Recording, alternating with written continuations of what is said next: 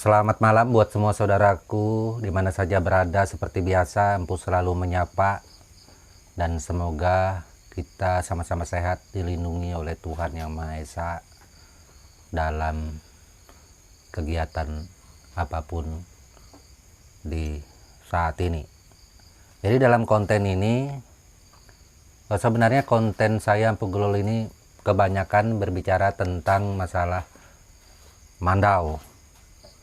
Tetapi pada saat ini Empu lagi libur karena membuat tempat kerja yang ada ini tempat yang baru, beserta saudara-saudara kita yang lain ikut membantu mengerjakan ini hingga selesai menjadi tempat yang baru. Nah, khusus di konten ini Empu harus atau mencoba menanggapi tentang masalah perihal pesulap merah, karena mendapat pesan WhatsApp dari saudara kita banyak sekali. Itu bahkan ada di dalam konten saya, Empu tolong dong tanggapi masalah pesulap merah seperti apa menurut daripada kacamata Empu, karena Empu adalah selaku orang Dayak juga. Tuh, apalagi seperti Empu ini kan domisilinya Kalimantan Timur, seperti itu, maka Empu mencoba menanggapinya. Untuk diketahui bahwa Empu ini berasal dari Kabupaten Kutai Barat. Saya suku Dayak Benua dan pada saat ini berdomisili di Kota Samarinda. Pekerjaan hari-hari adalah membuat karya, mandau dan lain-lain serta ukir-ukiran Dayak yang ada. Itu, dan Empu bukan juga sebagai dukun, karena ada beberapa kali orang bilang Empu dukun. Itu. Kenapa Empu bilang bukan juga dukun? Karena versi daripada dukun itu sebenarnya seperti apa Empu juga kurang paham. Itu. Jadi di yang kemarin-kemarin lalu foto Empu juga dipasangkan bahwa Empu adalah sebagai dukun. Ya nggak apa-apa, sudah seperti itu. Walaupun sebenarnya Empu kurang tahu dukun itu gimana, seperti itu. Untuk kita kembali ke bahasan, bukan hanya Marcel, mungkin Dr. Pelik juga mungkin Empu sampaikan di dalam konten ini, karena ini banyak juga yang menanyakan. Jadi kita mulai dari mana nih? Marcel Radipal atau masalah Dr. Pelik? Mungkin sekaligus. Jadi untuk masalah Marcel Radipal, memang beberapa kali Empu melihat videonya di dalam TikTok, konten yang ada bahkan dari saudara-saudara lain yang kemudian muncul itu lagi. Empu melihatnya entah itu sepotong-sepotong atau seperti apa, tetapi memang dari penggalan-penggalan yang ada itu mungkin saja itu Empu dapat menyimpulkan kalau mengikuti dari tutur bahasa Marcel, wah susah kayaknya ya. Susah seperti apa? Karena tidak Empu perjelas, tidak perlu Empu perjelas lagi. Saudaraku kan, atau semua saudaraku kan melihat sendiri seperti apa. Memang kalau ditelusuri lebih dalam, sebenarnya Marcel Radipal ini menanggapi dari perkataan para netizen.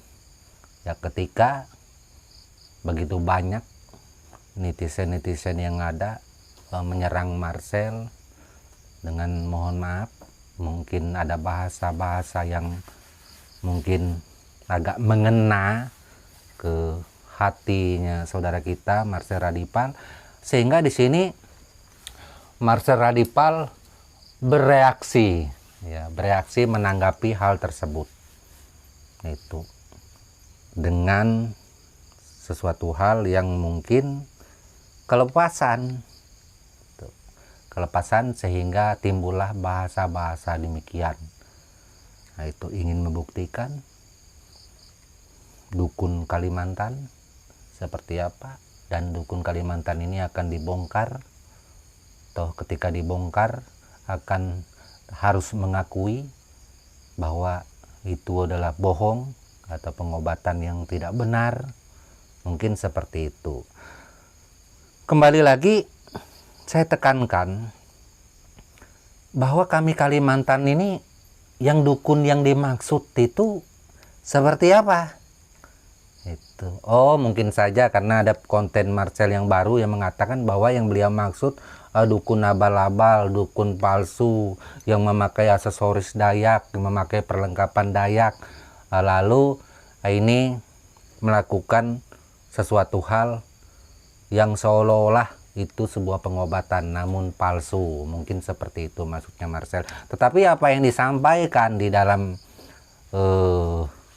video yang ada, yang ditonton oleh semua saudara kita, bukan seperti itu.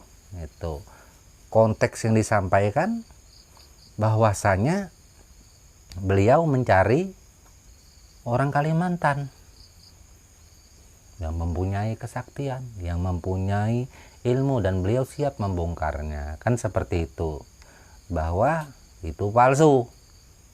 Nah itu artinya kalau kita menyimak daripada video yang ada, walau sebenarnya tidak seperti itu maksudnya. Untuk hal ini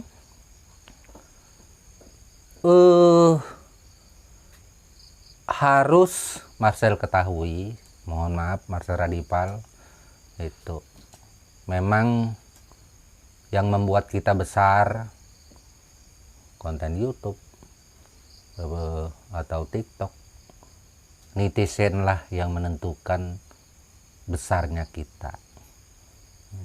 Jatuhnya kita juga daripada netizen. Makanya itu mari kita lebih bijak bersosmed, membuat konten, mengatur kata-kata agar ditanggapi dengan positif. Kadang kita baik juga, banyak juga yang menyampaikan di dalam video-video kita kata-kata di situ, ada juga yang kurang baik. Tetapi itulah namanya netizen, kita harus welcome, apa saja yang disampaikan kita terima dan jangan marah. Nah itu kita harus salut.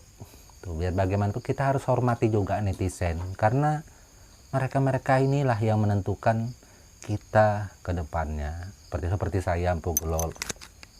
Memang kalau untuk konten video saya adalah pengikutnya kecil, dan saya juga hormati para netizen yang ada. Apapun yang mereka sampaikan, ya terserahlah, seperti itu. Dan saya terima itu. Jadi untuk Marcel, dalam bahasa yang kesleo ini, dalam bahasa yang kelepasan yang disampaikan di videonya beliau yang saya lihat di TikTok, itu menurut saya Empu Gelol ya memang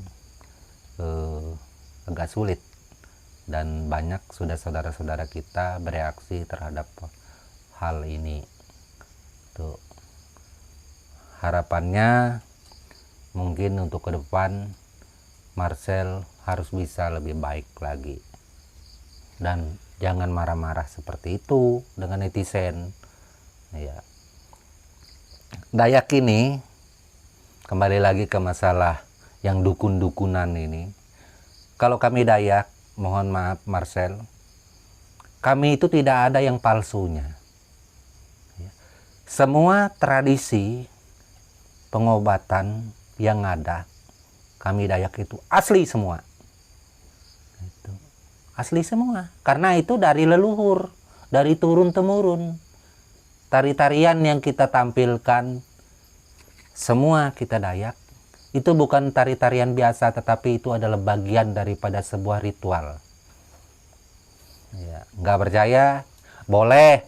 Supamanya kalau mau datang ke Kalimantan, wah, saya Marcel Radipal, saya kepingin ketemu empu di Kalimantan Timur. Saya juga siap menunggu Marcel Radipal.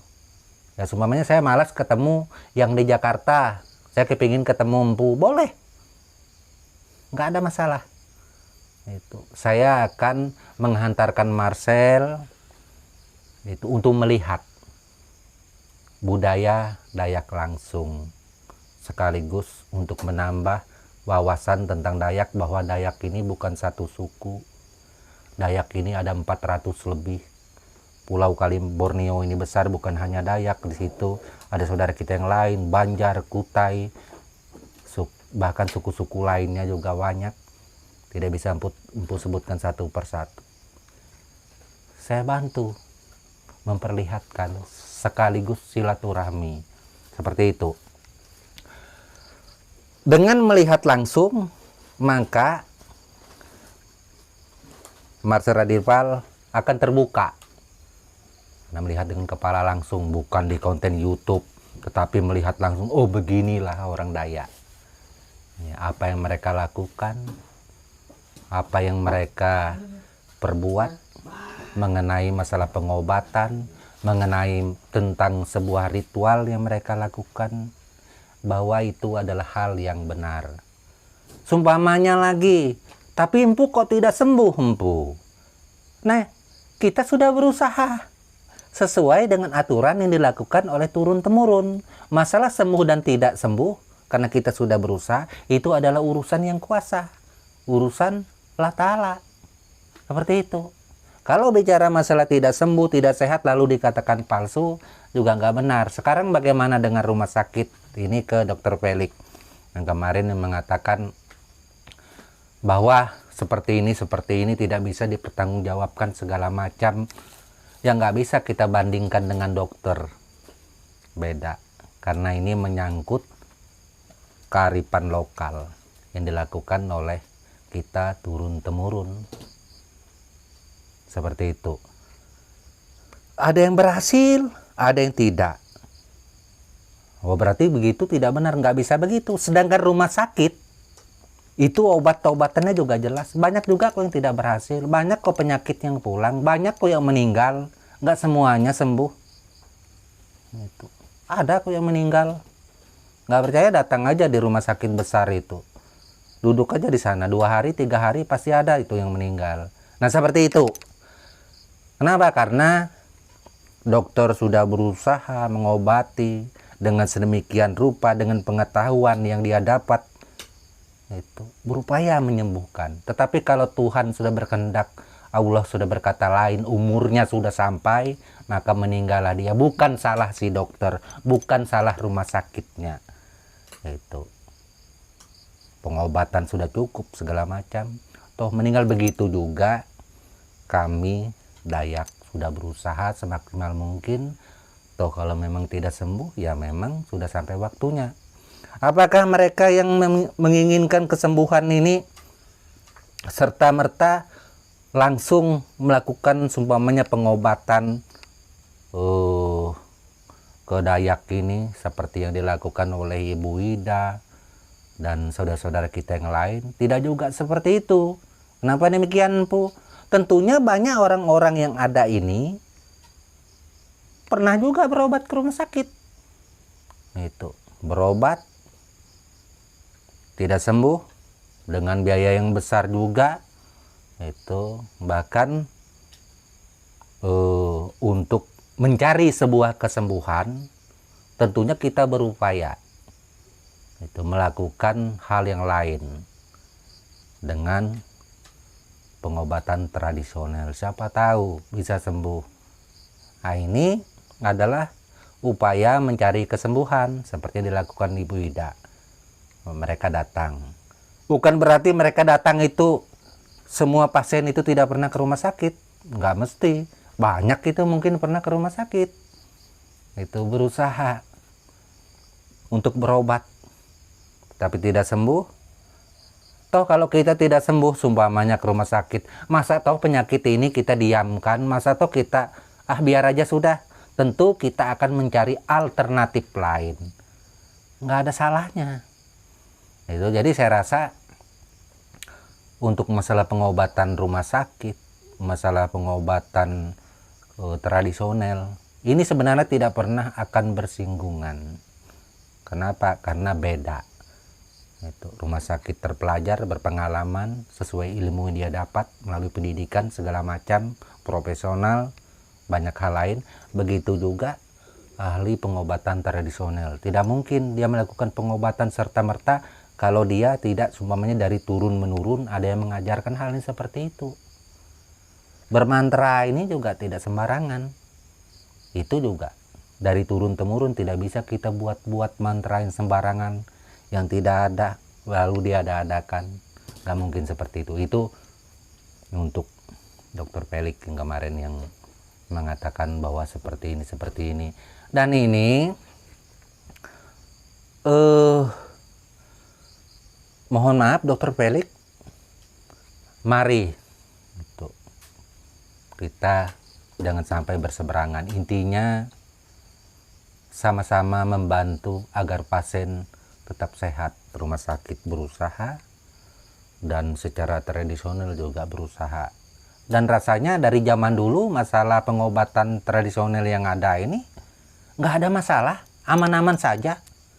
Tapi kenapa akhir-akhir ini justru berseberangan itu dengan orang-orang tertentu. Mohon maaf, tidak semua dokter seperti itu. Ada orang-orang tertentu. Nah, ini kita harapkan untuk kemudian hari jangan sampai hal ini terjadi seperti itu, karena sudah beda ranah. Kedokteran kan beda ranah, pengobatan alternatif juga beda ranah. Nggak perlu kita berbicara sesuatu hal yang bukan bidang kita seperti itu. Nah, ini untuk Dr. Pelik yang juga viral di YouTube, di TikTok, nah, seperti itu. Nah, kembali lagi ke Radipal. Nah, itu Radipal apa yang saya sampaikan. Ya, semoga saja Radipal bisa pesulap merah bisa mengerti apa yang Empu sampaikan, bahwa kami Dayak ini tidak ada pengobatan yang palsu. Kami Dayak ini tidak ada dukun-dukunan. Ya, kalau toh pengobatan kami Dayak ini yang tradisional ini dianggap dukun, akan dilakukan pembuktian, silakan. Ya. Bukan hanya Kalimantan lain, kami dari Kalimantan Timur welcome kedatangan Marcel. Kapan siap, kami akan selalu menunggu, akan selalu menerima. Dan untuk pembuktian kami juga siap. Itu pembuktian bahwa itu benar, bahwa yang dilakukan itu sesuai dengan prosedur yang ada dari turun-temurun, bukan yang dibuat-buat. Kalau dibuat-buat, saya Empu Glol bertanggung jawab. Ya. Mungkin sebaliknya, ongkos dana Marcel Radipal berserta rombongan saya akan jamin ganti. Mungkin kami ini ada berapa orang di sini, ada saudara saya ini di belakang kamera, 3 atau 4 orang akan mengganti biaya yang ada. Gimana, sepakat? Nah, semuanya sepakat. Kalau namanya ini palsu, saya mengganti biayanya. Karena tidak ada yang palsu. Itu. Jadi kalau berbicara masalah kesaktian, kesaktiannya seperti apa yang dimaksud? Nah, itu. Kenapa? Kami Dayak sudah berapa kali Empu sampaikan, tidak ada yang sakti. Yang kami lakukan itu adalah sesuatu hal yang memang dari turun-temurun, bukan dibuat-buat.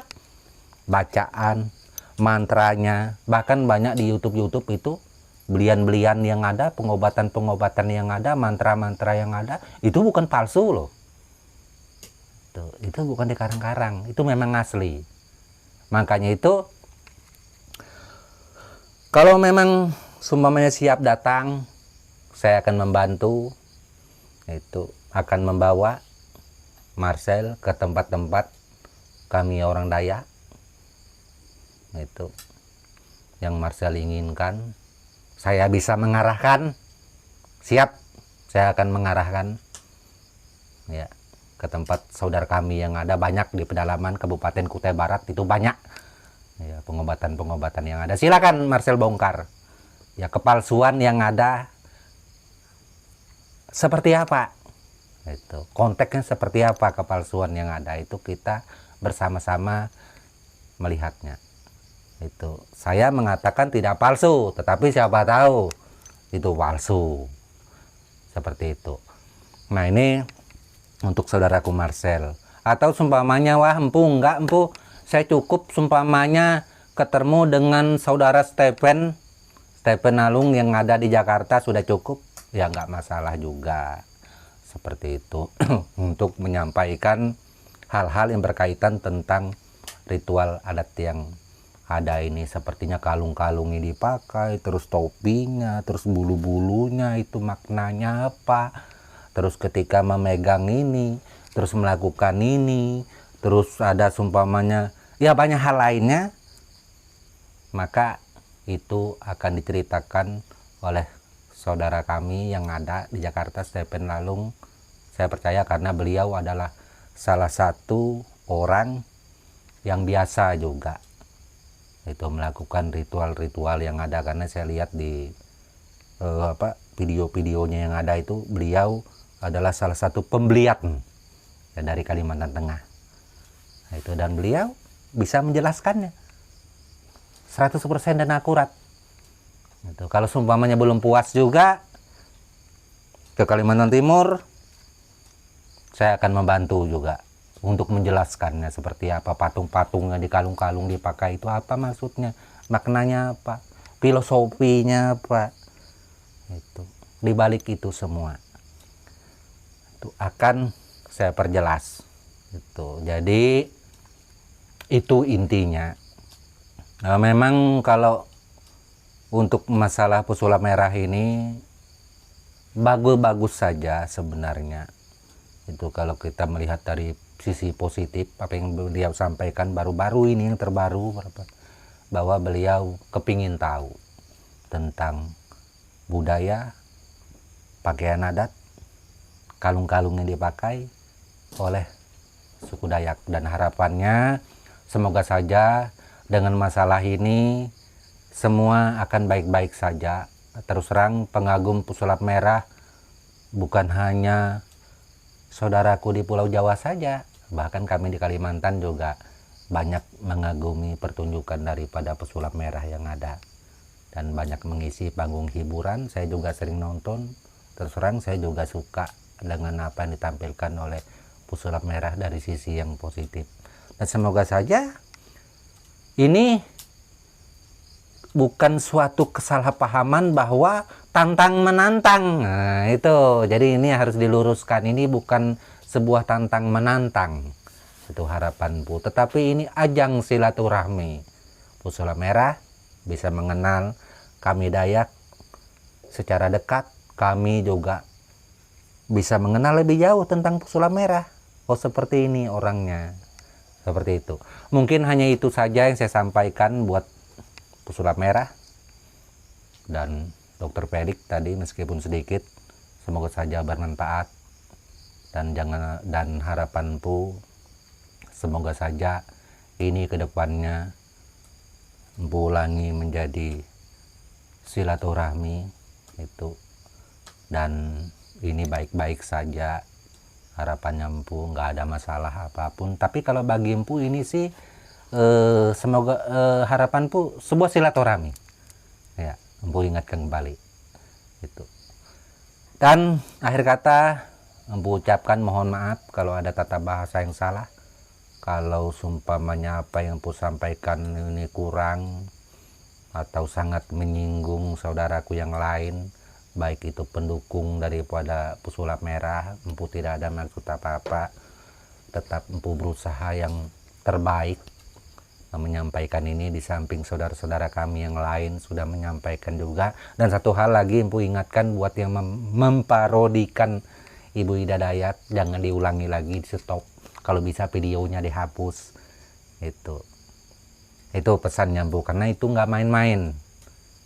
Ya, itu harapanku.